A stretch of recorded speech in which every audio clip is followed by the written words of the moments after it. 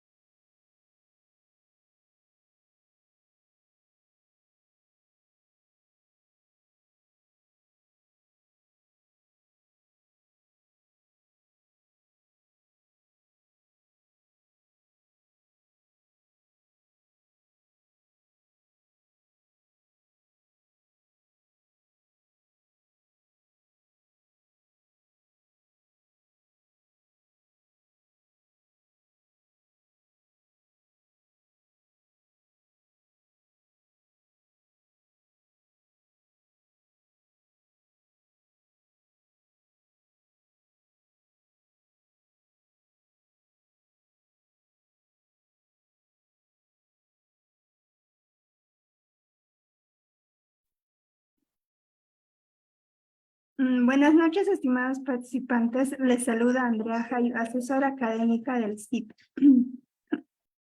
Agradecemos la participación a cada uno de ustedes al curso de FOTS para pilotos en ambulancia. La ponencia de esta tarde estará a cargo del doctor Cárdenas Cristian. Antes de comenzar, les dejo algunas recomendaciones. Por favor, mantener los micrófonos apagados durante la ponencia, al menos que el ponente solicite su participación. Para los estudiantes que deseen solicitar el certificado, materiales de estudio y la grabación del curso, les estaré dejando el número en el chat. Todas las dudas que tengan, les responderá el ponente al finalizar el curso. Buenas noches, doctor. Le doy paso a su ponencia. Muy buenas noches, muchas gracias por la invitación en la noche de hoy. Bien, un placer, me presento, mucho gusto. Mi nombre es Cristian Cárdenas, soy oficial retirado de la Marina de Guerra aquí en Colombia, de la especialidad de Sanidad Naval. Tengo 2 carreras en el área de la salud, una en enfermería, otra en radiología. Cuento con un diplomado en medicina táctica, salud operacional, en radiología forense y en salud pública. Bien, ¿me confirma si el audio es bueno, porfa? ¿El audio es adecuado? Sí, doctor. Dale, perfecto. ¿Lo estás transmitiendo por dónde? ¿Por Facebook Live o por Zoom? Por Facebook, doctor. Dale, perfecto. Te agradezco. Bien, sin más preámbulos, vamos a dar inicio. A continuación voy a compartir un documento donde hay unas diapositivas para poder dar inicio a la presentación. Bien, permítanme un momento.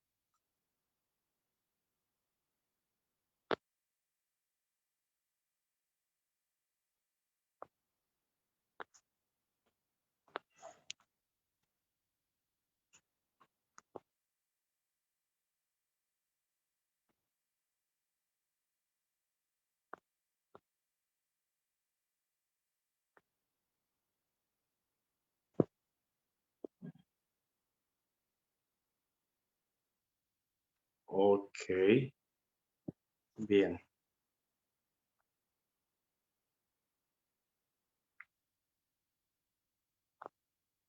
Perfecto. Todo el mundo puede ver la pantalla de la misma manera en que yo lo veo. Las imágenes son claras, las diapositivas son buenas, legibles. Sí, doctor, sí se observa. Listo, perfecto. Bien, el día de hoy vamos a hablar sobre FOX para pilotos de ambulancias. Decimos entonces que dentro del conocimiento que debe de tener el personal en salud, ¿ya? Y por su parte toda la tripulación de la ambulancia, incluyendo el piloto, está en la identificación de una hemorragia. Decimos entonces que una hemorragia es la salida de sangre del aparato circulatorio por diferentes causas. Dentro de estas causas pueden haber traumas cerrados, pueden haber traumas abiertos, lo cual por su parte nos va a traer como consecuencia diferentes tipos de hemorragia. Dentro de ellas encontramos las hemorragias internas, donde consideramos que esta es la ruptura de algún vaso sanguíneo en el interior del cuerpo, y este tipo de lesiones es muy importante ya llevar al paciente a un centro de salud con la finalidad de ¿qué? De que aunque no le veamos algún tipo de lesión evidente y tal vez de forma externa no se vea ninguna lesión, muchas veces se crean rupturas de vasos sanguíneos dentro del cuerpo, y la única manera de poder corroborarlas es a partir de diferentes ayudas diagnósticas. Entre ellas contamos con una tomografía computarizada, contamos con una radiografía por parte de radiología convencional, entre otras. ¿Qué tipos de hemorragia encontramos también? Encontramos las hemorragias externas, donde esta hemorragia es producida por la ruptura de vasos sanguíneos a través de la piel. Este tipo de hemorragias es producida frecuentemente por heridas abiertas. Estas heridas abiertas pueden ser a causa de algún trauma, ya por un proyectil, ya, o por un trauma por arma blanca. Recordemos que el término arma blanca viene relacionado con ese color brillante, el cual da el metal al resplandecerse con el sol. Por eso se consideran heridas por arma blanca y heridas por proyectil de arma de fuego, ¿ya? Haciendo alusión a que una herida por arma de fuego pues también se puede causar a partir de todo el cuerpo de el fusil, ¿ya? O de armamento corto, en este caso lo que comúnmente llamamos un cachazo. Bien, dentro de los tipos de hemorragia también encontramos las internas exteriorizadas. Estas se dan a través de orificios naturales del cuerpo, como lo es el recto. En esta cabe recalcar la rectorragia, o la boca, en el caso de que haya algún tipo de trauma cráneoencefálico, la cual recibe el nombre de hematemesis, o tosiendo hemotopsis. Por parte de la nariz, cuando son sangrados, estos se pueden deber a diferentes causas, entre ellas la más común es la exposición a calor. Se llama de forma científica epistasis. Por la vagina, metorragia, ¿ya? La cual puede ser algún tipo de lesión abdominopélvica, o en el caso de que un paciente, una dama, se encuentre en estado de gestación y sufra algún tipo de lesión, ¿ya?, abdominal, también puede crear una metorragia. La ureta, en este caso encontramos la hematuria, ya que la hematuria es la exposición de sangre en la orina. ¿Ya? Esta se puede medir a través de un parcial de orina, o lo que llamamos un uroanálisis. Por el oído, como comúnmente se conoce en otorragia, esta puede ser también consecuencia de un trauma cráneoencefálico, la cual se considera como uno de los signos, porque es evidente después de un trauma cráneoencefálico que va en avance progresivo poder observar epistasis o otorragia. Y un sangrado a través del ojo, a través de un golpe, se llama hiposfagma. Bien. Decimos entonces que la rectorragia, la sangre es expulsada por el ano, esta procede del tubo digestivo a cualquier nivel. En la emetemesis, esta sale por la boca en forma de vómito y procede del tubo digestivo. Cuando vemos que una persona vomita sangre, nos da una indicación de que tuvo un golpe bastante fuerte, bastante contundente y que muy seguramente lesionó a punto de explotar algún órgano interno del cuerpo. O por el contrario, también es un signo bastante común cuando la persona tiene un trauma craneoencefálico. Motivos como estos nos dan a pensar de que en el momento en el que se hace la inmovilización cervical, ¿ya?, y el paciente queda con el cuello o collarín totalmente puesto, no es recomendable, ¿ya?, quitárselo, puesto que, bueno, uno, no sabemos si puede tener una lesión en la cervical, pero dos, tampoco lo podemos dejar solo. ¿Por qué? Porque muy seguramente el paciente puede vomitar sangre y al tener el collarín puesto, pues no se va a poder correr y de cierta manera va a broncoaspirar con la misma, con sus mismos fluidos, ¿ya? Lo cual nos va a causar un problema secundario bastante grande hasta llegar en el peor de los casos a la muerte. Entonces lo que se puede hacer es obviamente colocar el collarín, pero hacer un acompañamiento permanente. Con eso, si el paciente va a vomitar, pues recorremos todo el cuerpo con la tabla rígida de lado para que el paciente pueda vomitar. Bien. Decimos que la hemoptisis es la sangre que sale por la boca al toser y procede del sistema respiratorio. Decimos que todo se dan enfermedades respiratorias, como generalmente puede ser una tuberculosis. Por otra parte, encontramos la epistasis, que es un sangrado por las fosas nasales de la misma nariz o de trauma cráneoencefálico. Dentro de los tipos de hemorragia también encontramos la metrorragia, que esta proviene del aparato genital femenino y se elimina por la vagina. Dentro de este hacemos alusión a todos aquellos golpes secundarios que puede tener una materna ya en un estado de gestación. La hematuria, por su parte, se considera como la sangre mezclada con la orina. Esta proviene del sistema urinario y a esta podemos hacer alusión en diferentes diagnósticos, como generalmente son los cálculos. La otorragia es la salida de sangre por el oído. Esta se puede ver roja si proviene de la ruptura de un vaso arterial o clara si viene mezclada con líquido cefalorraquídeo. ¿Listo? Entonces, tanto el color como el espesor puede cambiar, ya dependiendo si es sangre únicamente o si por su parte está combinada con líquido cefalorraquídeo. La hemorragia subconjuntival o hiposfagma es una situación que vemos con bastante frecuencia en la consulta de urgencia de servicios de oftalmología, lo cual hace alusión a la sangre que se puede observar en el ojo a partir de algún tipo de lesión o trauma. Por otra parte, contamos con la hemorragia capilar. Esta realmente es la más frecuente y menos grave, debido a que los capilares sanguíneos son los vasos más abundantes y que menos presión de sangre tienen.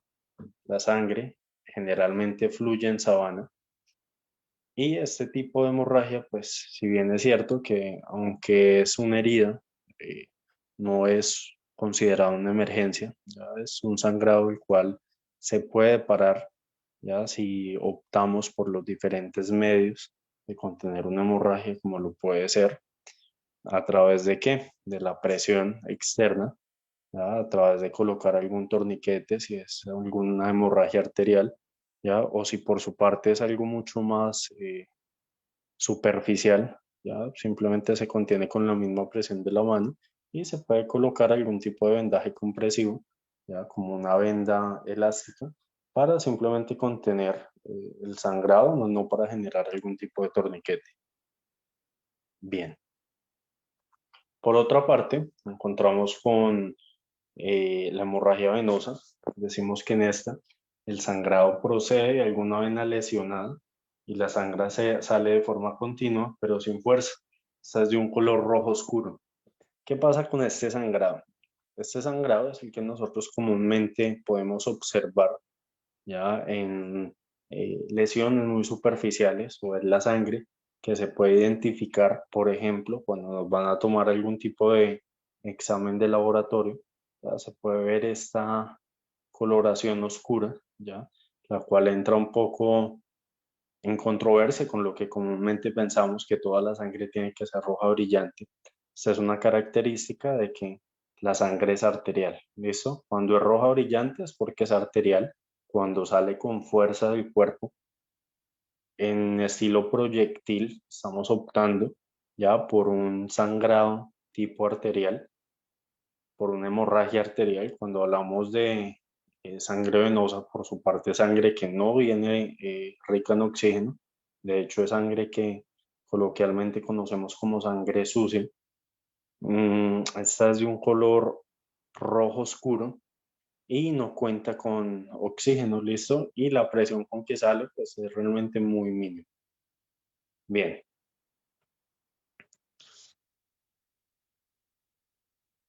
Por otra parte, encontramos la hemorragia arterial.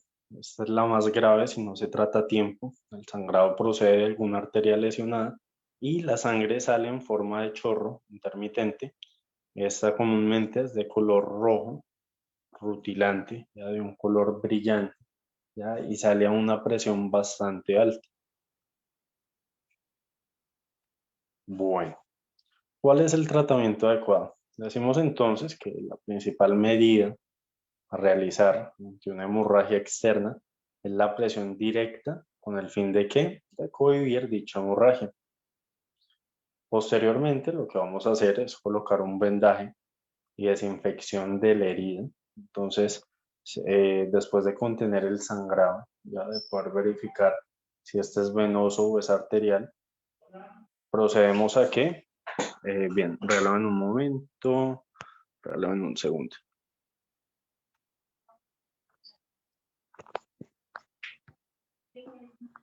Bien, Decimos entonces que el empleo de torniquetes debe estar restringido o en hemorragias masivas por el riesgo de necrosis del miembro del sangrado. Este es el caso de hemorragias internas. Solo se debe permeabilizar las vías aéreas y trasladar que lo más rápido posible. Entonces hay que tener en cuenta siempre que cuando hablamos de hemorragias arteriales, lo más evidente es contenerlas a partir de un torniquete. El uso del torniquete se tiene que realizar ¿con qué intención? Con el fin de evitar que el paciente pierda sangre de forma excesiva. Cuando el paciente pierde sangre, generalmente todos poseemos entre 4.5 y 5.5 litros de sangre. ¿En qué varía esto? Esto varía dependiendo la raza, dependiendo el sexo, dependiendo el índice de masa corporal y por ende, pues también la cantidad de sangre varía, porque no va a tener la misma cantidad de fluido sanguíneo cuando hablamos de un neonato, es decir, de un niño, de un bebé, a un niño, posteriormente un adolescente, o por último a un adulto, o a un adulto joven o un adulto de la tercera edad. ¿Listo? No va a tener la misma cantidad de sangre y depende también la constitución de la persona. Esto hago relación con qué? Con la relación talla-peso. Entonces siempre es bueno poder corroborar si la persona tiene una talla grande o si por el contrario es muy pequeño, pero pues en edad es bastante grande, pues tiene que ser coherente ya la cantidad de sangre que debe tener. Bien, decimos entonces que el cuerpo humano deja de trabajar de forma efectiva después de que pierde alrededor de 1.5 litros de sangre. Cuando pierde 1.5 litros de sangre, el cuerpo entra en un estado que se llama un shock. ¿Listo? Entonces, cuando entra en este estado, es bastante preocupante porque los sistemas ya no funcionan de la misma manera.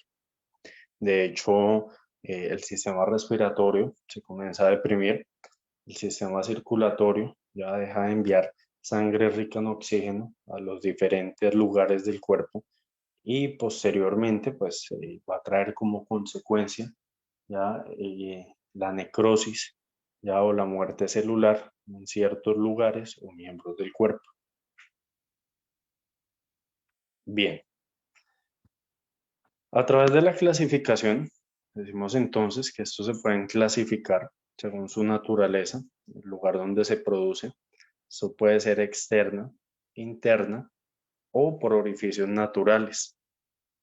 Como ya los conocimos anteriormente, los expusimos cada uno de la manera más adecuada y de la manera más específica. Dentro de la clasificación también podemos traer a colación que esta puede ser según su procedencia o tipo de sangre, en la cual cabe la clasificación de qué: sangrados arteriales, sangrados venosos y sangrados capilares. Según su gravedad, es otro tipo de clasificación que cabe tener en cuenta. Este viene con la velocidad con que se pierde la sangre, al volumen sanguíneo perdido, a la edad y el estado de conciencia del paciente. ¿Por qué?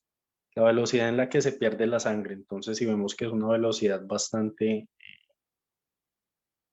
mayor, ya, bastante rápido, pues es necesario contener la hemorragia con un torniquete. Si por su parte vemos y observamos que es un sangrado bastante agudo, ¿ya? Que es un sangrado excesivo, podemos inferir que probablemente tocó una arteria importante del cuerpo y esta es la causante, ¿ya? De que esté saliendo líquido de forma descontrolada. Esto nos lleva a pensar, ¿ya? De que tenemos que optar por controlar la herida.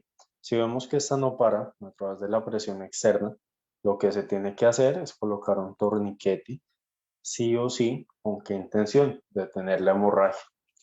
Cuando hablamos de un torniquete, quiero tener bastante claridad con esto y es lo siguiente. El torniquete tiene una función única, y es cuál, detener el sangrado. Yo no voy a poner un torniquete ya con el objetivo de posteriormente, cada 15 o 20 minutos, desaflojarlo y volverlo a aflojar. Eso son creencias que anteriormente quedaron abolidas. ¿Con qué objetivo? Resulta que cuando quitábamos presión del cuerpo y presión del torniquete, volvíamos nuevamente a volver a activar el sangrado excesivo del cuerpo, ya lo que nos daba pie a más pérdida de líquido sanguíneo, y si probablemente nos encontramos lejos de un hospital de tercer nivel, pues el hecho de perder líquido sanguíneo es un don bastante preciado y cual se tiene que guardar, ¿ya? Y se tiene que buscar la forma de controlar el sangrado de la mejor manera. Bien, si por otra parte resulta que nosotros llegamos en la ambulancia, pero el paciente ya había perdido bastante cantidad de líquido sanguíneo y nos encontramos a horas de camino, ¿cuál vendría siendo el paso a seguir? Entonces lo que se tiene que hacer primero que todo siempre es controlar la hemorragia. Ya vamos a proceder a colocar el torniquete.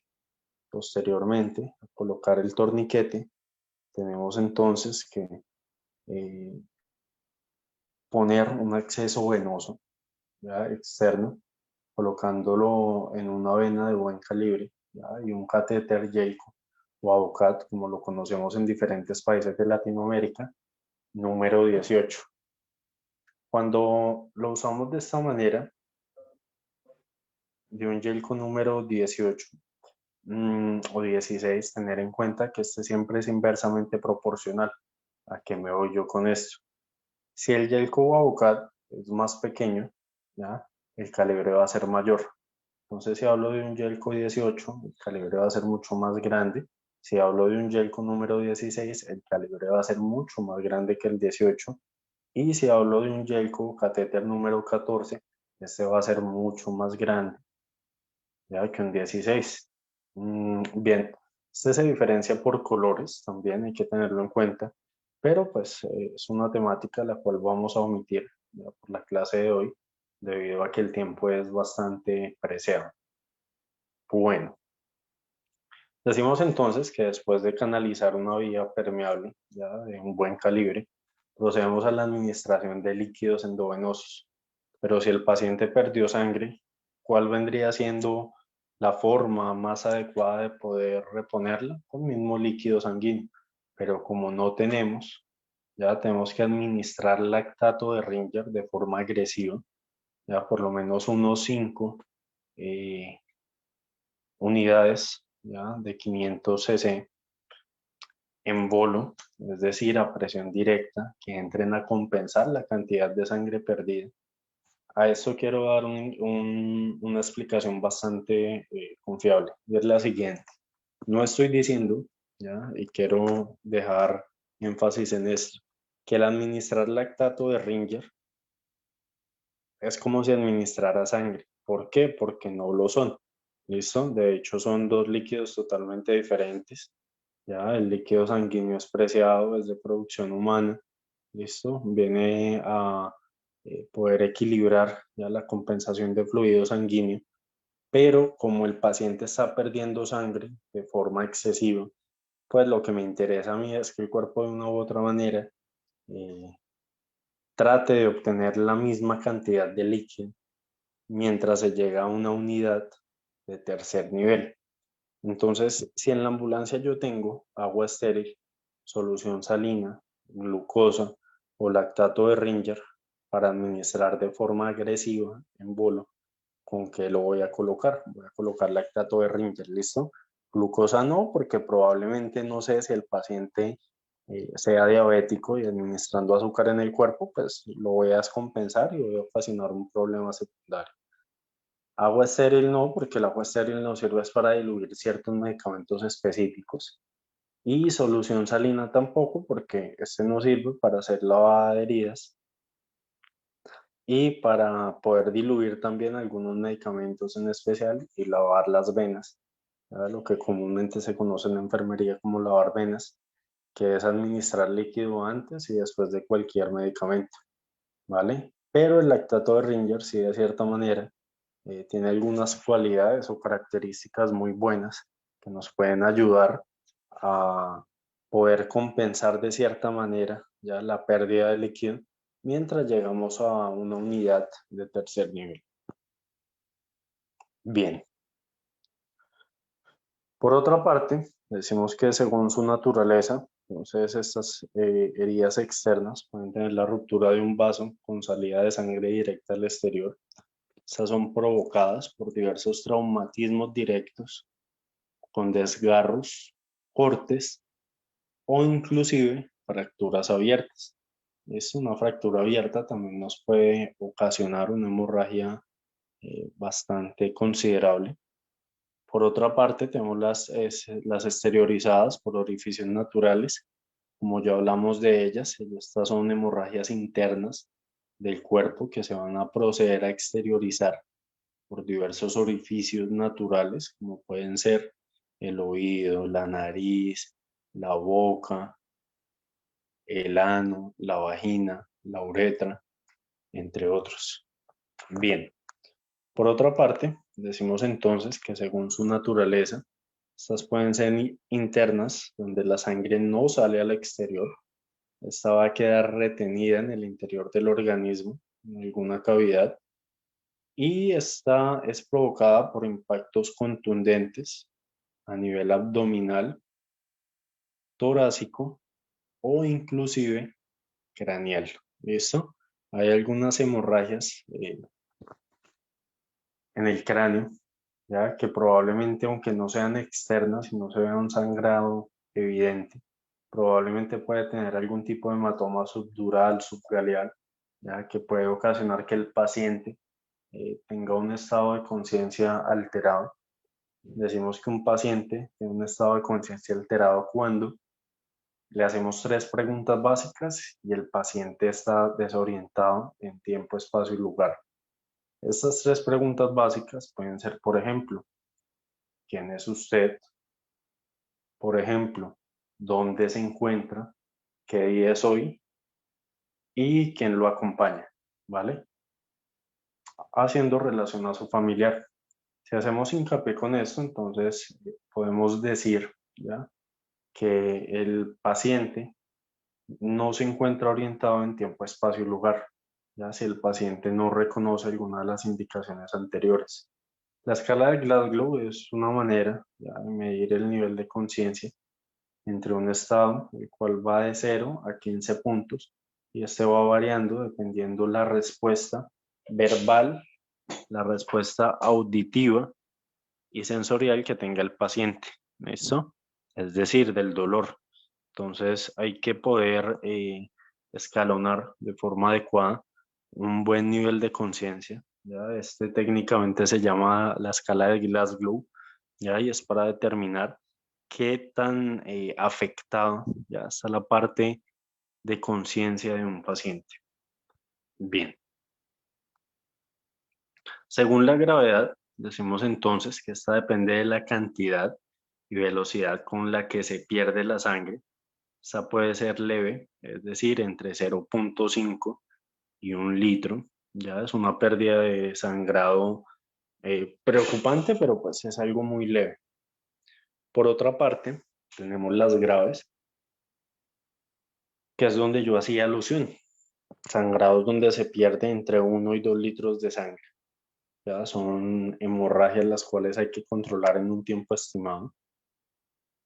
Y por otra parte, tenemos las muy graves que son superiores a 2 litros. Ya en esta prácticamente está perdiendo la cantidad del 50% ya de líquido sanguíneo que posee el cuerpo.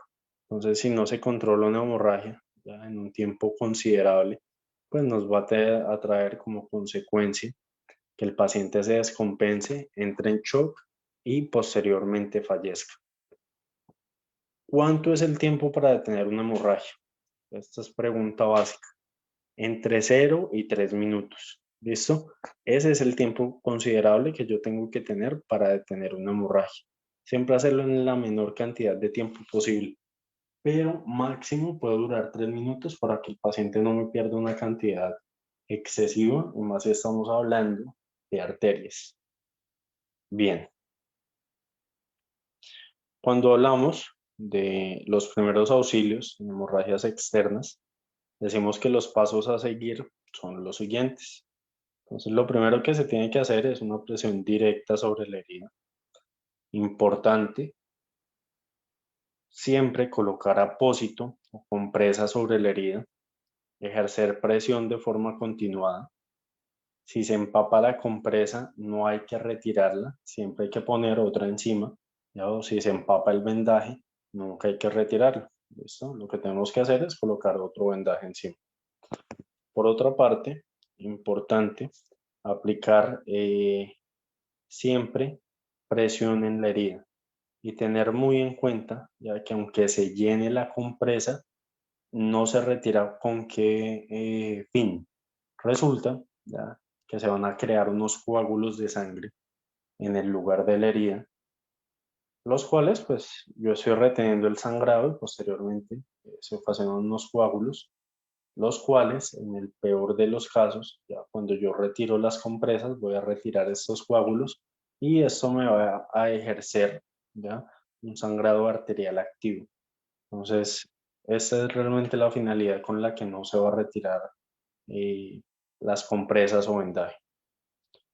Bien, otra manera es elevar el miembro siempre que no exista fractura por encima del nivel del corazón, facilitando de esta manera la formación del tapón por acumulación de plaquetas al disminuir la presión por acción de la gravedad. Entonces, si la herida es en la mano, ¿verdad? El paciente se tiene que acostar, posición supino, es decir, acostado mirando hacia arriba, va a elevar una mano, va a elevar un pie, siempre y cuando la herida sea en un miembro, ya tanto inferior como superior.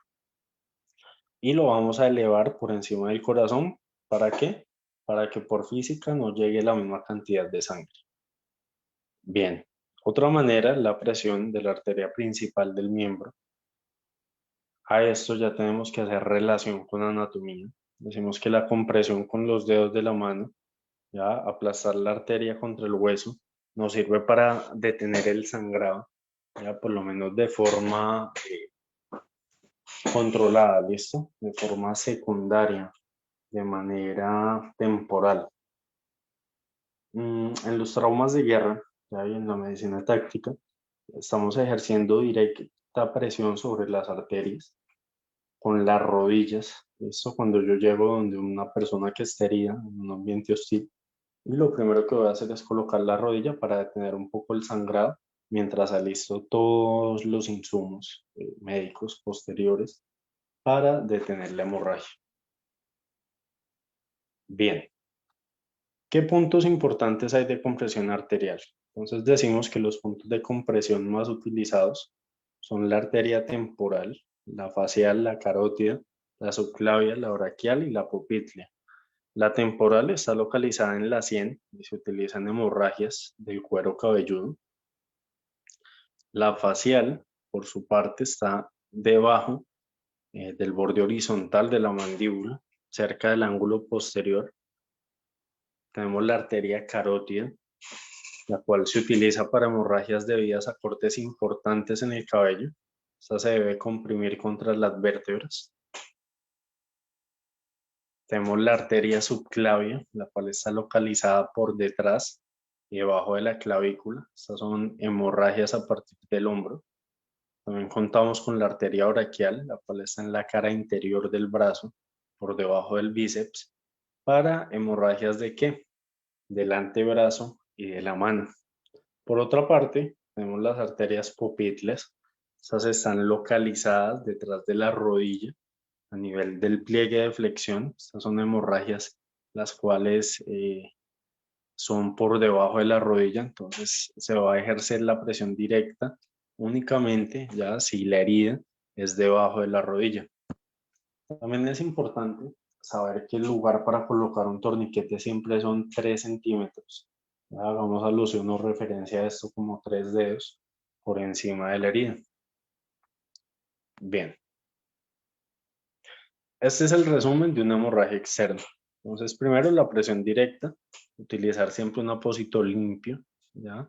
Si se cuenta con ellos, que sea estéril. Presionar un tiempo mínimo de por lo menos unos 10 minutos. Elevar el miembro afectado. Y transcurridos los 10 minutos se va a aliviar la presión para un traslado a un centro sanitario. Otra manera es la compresión arterial. En este caso es la arteria humeral. Entonces tiene su trayecto por debajo del músculo bíceps del brazo. ¿Ya? Entonces si la herida es en la mano o en el antebrazo, ¿ya? Yo voy a hacer la compresión en dónde? En la arteria humeral. Eso que vendría siendo la que va a irrigar el resto del miembro. O si hablamos de la arteria femoral, entonces se comprime a nivel de la ingle o de la cara interna del muslo.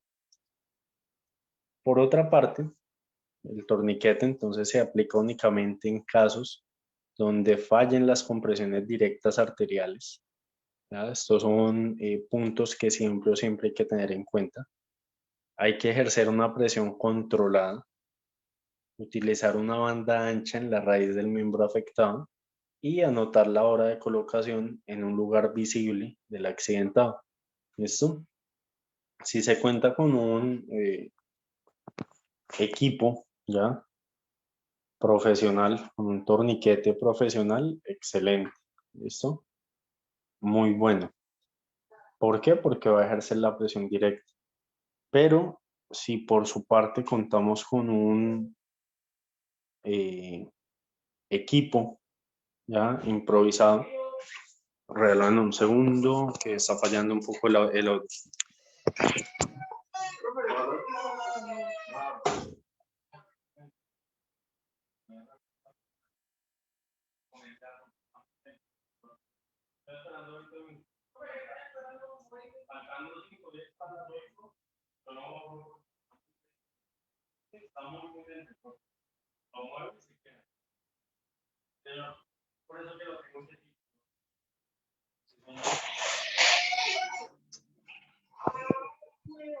Bien, retomamos.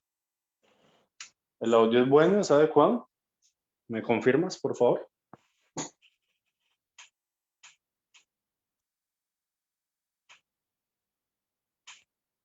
Bien. Importante, ya por otra parte, tener claro ya que la hemorragia siempre se va a hacer con una compresión directa cuando esta funciona. Sí, pues mantener la compresión, vendar y posteriormente evacuarlo siempre en un hospital de tercer nivel. Si no funciona, se va a hacer una compresión arterial. ¿Listo? Y en el peor de los casos, cuando vemos que esta presión funciona, pues no hay que colocar torniquete. ¿Listo? Y hay que valorar la evacuación del paciente. Entonces, si no lo podemos controlar nosotros en ese momento, remitirlo a un hospital de tercer nivel. ¿Listo? Pero si por su parte ya se puede eh, controlar la hemorragia, lo mejor es atenderlo de forma inmediata. Listo. Cuando hay hemorragias internas, estas son más peligrosas que las externas porque no se ven. Hay que sospecharlas mediante qué? Mediante diferentes circunstancias del accidente, como lo pueden ser fracturas, traumatismos o golpes violentos. Esos pueden ser ejercidos en el tórax o en el abdomen o espontáneas. La sintomatología puede ser desorientación espacial, incluso pérdida de conocimiento, palidez intensa, sudoración fría y pegajosa, aumento de la frecuencia respiratoria, pulso débil y rápido y relleno capilar superior a 2 segundos. Cuando el pulso es débil y rápido, este puede ocasionar un choque hipovolémico. La manera para poder comprobar si hay un correcto relleno capilar es la siguiente. Entonces el personal sanitario va a presionar el pulgar a la altura de la uña y va a comprobar que recupere la coloración habitual. Si por su parte no la recupera, esto y el llenado capilar es superior a 2 segundos, decimos que el paciente no tiene una buena recuperación ¿ya? De el relleno capilar. ¿Listo? Lo cual nos daría bastantes referencias negativas del paciente. Importante tener en cuenta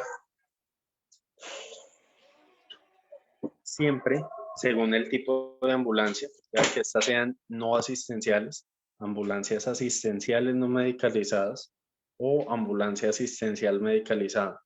Cuando son no asistenciales, hay pacientes que pueden ser trasladados en camilla, que no revisten gravedad y que están integrados por el conductor, el ayudante, con equipos de soporte básico. Estas son ambulancias que no son asistenciales, ¿listo? Es decir, ambulancias netamente improvisadas. ¿Cuál vendría siendo la diferencia entre una ambulancia básica y una medicalizada? Realmente es el oxígeno, ¿listo? Cuando hay ambulancias asistenciales no medicalizadas, en estas, aparte del conductor, concurre con un enfermero, el cual tiene conocimiento en soporte vital básico, aspiración de secreciones, sueroterapia, medicación de forma general, ya, control de conciencia, constantes vitales, inmovilizaciones de fracturas, drenajes y colocación de sonda. Por su parte, la ambulancia asistencial medicalizada, con médico y enfermero capacitado en el traslado de pacientes críticos y conductor con experiencia en el transporte de estos mismos. Entonces decimos que para poder abordar una ambulancia asistencial medicalizada es necesario siempre que sea personal altamente capacitado y que sepa cómo tienen que operar inclusive un DEA, un desfibrilador eléctrico. ¿Listo? Bien. ¿Cuáles son los pasos en la coordinación de un traslado? Esto es importante. Primero se tiene que hacer la evaluación del enfermo, la estabilización en el área más apropiada, el consentimiento informado del paciente o familiares, ¿verdad?, que se va a realizar un desplazamiento, el contacto previo o simultáneo con un centro receptor o coordinación, la elección del medio de transporte, la activación del transporte, el informe clínico y propuesta del traslado. Entonces, en este tipo de documentación siempre es bueno tener el consentimiento informado de qué, de el paciente, ya, y si el paciente no se vale por sí mismo, de un familiar del paciente que se haga responsable de esto. O si es un menor de edad, que sea un tutor, es decir, una persona mayor de edad que se haga responsable, ¿ya?, de las decisiones que se van a tomar con este infante. Bien, la información al personal sanitario de transporte también es bastante importante. Dentro de las obligaciones, el médico evaluador debe ser el responsable de la estabilización, que debe adoptar las medidas que considere necesarias, incluyendo muchas veces indicaciones quirúrgicas. Debe prever las posibles complicaciones que pueden surgir durante el traslado y actuar en consecuencia, informar la necesidad de trasladar a partir de riesgos y beneficios, dejando consignado dicho consentimiento o dejar constancia porque no se logró el mismo inclusive, contactar al centro receptor, de esta manera entablar la comunicación con el colega, ya donde se va a recibir el paciente, y poner en actividad los mecanismos administrativos. Entonces, esto ya es algo mucho más logístico de poder corroborar con el centro que va a recibir el paciente si hay disposición de cama y si hay disposición tanto de personal de recursos humanos como de infraestructura. Por otra parte, la elección del medio de transporte depende de qué, de la distancia, de los caminos, de los climas, de los recursos, de la disponibilidad de cama y de las preferencias del paciente, porque el paciente siempre tiene que estar de acuerdo ya al lugar donde van a trasladarlo. ¿Listo? Y él tiene que tener conocimiento total de esta maniobra. ¿Qué complicaciones se pueden surgir durante el traslado clínico? Entonces están las respiratorias, que es la obstrucción de la vía aérea por secreciones, extubación, neumotórax, intubación de bronquio. Están las hemodinámicas, como lo es el PCR por hipoxia o alteraciones metabólicas no corregidas, la hipotensión, sobredosis de sedación, y las neurológicas, donde está el síndrome de enclavamiento. Importante tener en cuenta ¿Qué es una ambulancia? Entonces decimos que una ambulancia es un vehículo destinado al transporte de personas enfermas o heridas hacia o a diferentes lugares del tratamiento. El término ambulancia por lo general se utiliza para designar un vehículo usado para proporcionar de cuidados médicos ¿a qué? A diferentes pacientes, los cuales se encuentran lejos de un hospital o para poder transportar al paciente a un centro médico donde se pueda seguir de cerca su evolución. Bien, importante tener en cuenta y poder distinguir siempre el equipo humano y el equipo material. A esto hacemos alusión a lo siguiente. Entonces, cabe distinguir dentro del equipo médico, el humano y el material, que el equipo humano es la relación con las personas especializadas que van a formar parte de la tripulación habitual de la ambulancia. Estos suelen ser de dos personas, un paramédico, conductor y un paramédico reanimador. Sin embargo, en países más desarrollados es posible observar que a dichos especialistas se les une algún tipo de enfermera o médico. Entonces la tripulación puede variar dependiendo que el país donde se atienda dicho paciente. Cuando hablamos del equipo material, ¿ya? Por otra parte, decimos que dentro de este concepto encontramos los instrumentos, utensilios y medios necesarios para brindar una atención dependiendo del nivel de complejidad. En este va a ser posible encontrar equipos para manejos de traumas, unidades de oxígeno y reanimación, así como elementos para tratamientos de heridas, desfibriladores, entre otros. Bien, ¿qué es importante que ustedes siempre tengan en cuenta? Importante tener en cuenta siempre, ¿ya? Que aunque ustedes sean los pilotos ya de la ambulancia, tienen que tener el conocimiento previo ya de cada una de las diferentes maniobras de reanimación cerebrocardiopulmonar, es decir, contar con instrucción de soporte vital básico, conocer definiciones y conocer diagnósticos principales, saber cómo se tiene que manejar un paciente en estado crítico, ya de qué manera se tiene que manejar un paciente que por su parte ha sufrido algún tipo de trauma bastante grave y comprometedor, y tener en cuenta que todo se maneja como que, como un equipo, ¿listo? Siempre tiene que haber una excelente relación entre el piloto de la ambulancia, el enfermero, el paramédico o el médico especialista, que en este caso iría también tripulando la ambulancia. Bien, les agradezco por su tiempo en la noche de hoy. Muchas gracias por su confianza en el Centro de Capacitación Internacional. No siendo más, me despido de ustedes desde el país del mejor café, desde Colombia. Buen viento, buena mar y Dios los bendiga. Feliz noche.